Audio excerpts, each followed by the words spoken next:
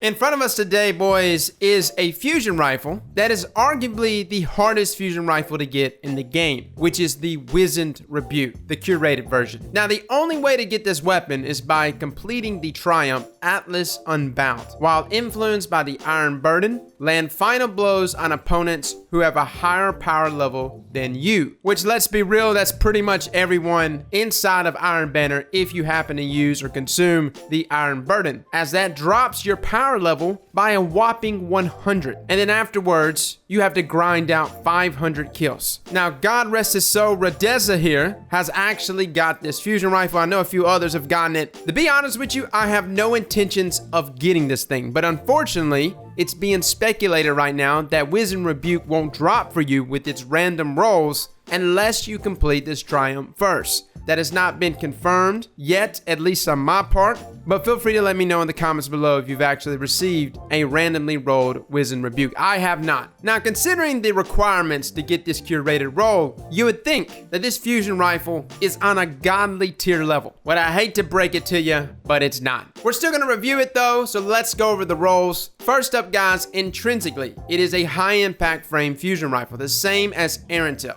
Slow firing, high damage. The weapon also gains more accuracy when you are stationary and aiming down sights. The sight on this weapon is hit mark. Battery wise, we have enhanced battery, which increases our magazine size. Not very useful in PvP, but it can be utilized well in PvE. The traits moving target gives you increased movement speed and target acquisition when moving while aiming down sights. I love that that is the trait on this curated version, as that directly conflicts with the intrinsic perk over there. Now, the final trait, which is the whole reason why we're reviewing this fusion rifle to begin with. Demolitionist. Kills with this weapon generate grenade energy. Activating your grenade ability reloads this weapon from reserves. We're going to talk about which exotics perform the best here with this trait, because yeah, there actually is a pretty good bit of synergy here that I was really benefiting from that we're going to talk about. Now, there is a stability masterwork present on this curated version, and of course, we are rocking a counterbalance mod.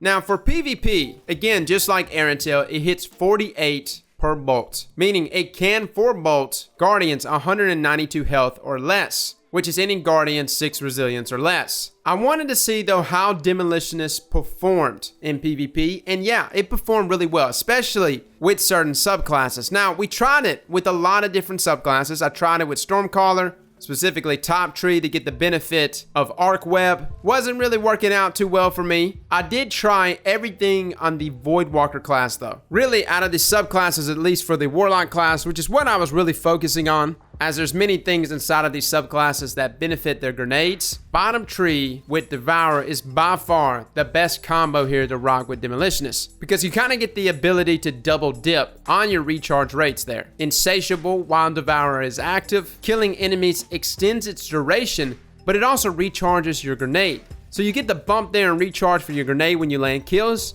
on top of getting a bump there from Demolitionist. Before you know it, inside of PvP, you will have your grenade back, meaning you'll have Devour in just about every one of your engagements. Now, I did try Nova Warp, which I shouldn't have, because all it did was aggravate me. But considering we have Controverse holds, I assumed that we could make this work. More grenades means more handheld supernovas, which means more kills. Whatever benefits you may get from the neutral game of that subclass, it cannot dwarf the fact that Nova Warp is balls. So I would not recommend it. Now again, this is all from the perspective of Demolitionists, which I have not really utilized much on any other weapon. And it is about the only thing that separates itself from Arantel. Because essentially, Arantel can roll a ton of different perk combinations that make it a very deadly option inside of PvP. But the only difference is this one perk. Now, before I move into PvE, where this perk and this curated roll actually shined, I must say that this roll is a terrible roll to be using inside of PvP. 100% without a doubt, there is so many better options. And as you can see here, there is a lot of different perk combinations that I would look for PvP specifically. And these are my different options. Whatever the case though, don't rely on the curated version inside of PvP. It's not that it's terrible, but I've got 3 God Roll Arantils that just absolutely puts this fusion rifle to shame. Now, moving on to where this curated roll actually shot. Where it was actually doing good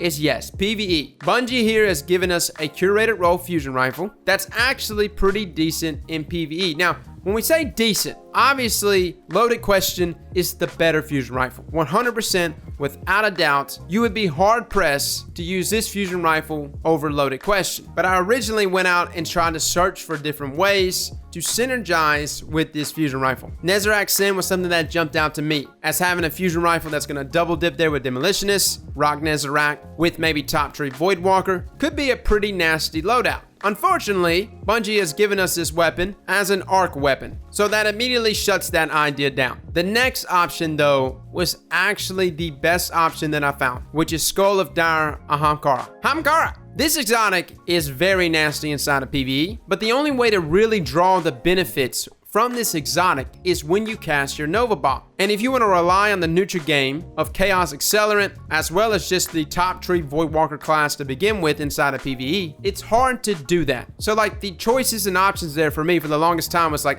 should I go with Nezarec Sin or should I go with Skull? I will say with this fusion rifle, considering how fast you get your grenade back, you're able to take advantage of that neutral game way more often. Maybe not as fast as Nezarec Sin, but you're banking on it pretty closely. And again, guys, do not doubt the power that Top Tree Nova has inside of PvE. And I'm not just talking about a super, I'm talking about that neutral game. Chaos Accelerant combined with Bloom inside of PvE is extremely nasty. And if you happen to be rocking something like Enhance Ashes to Assets, or in my case, I was actually rocking Light Reactor for that bonus super energy with fusion rifles, all of this is just going to result in you getting your super back even faster. So fellas, that is the curated version. Is it really worth going after? Man, if you are bored and you don't really have anything else to do in Destiny, and you just love you some Iron Banner, you just eat it up every time it comes back around, by all means, go right ahead. Me personally, I have no desire to get this weapon. Now, granted,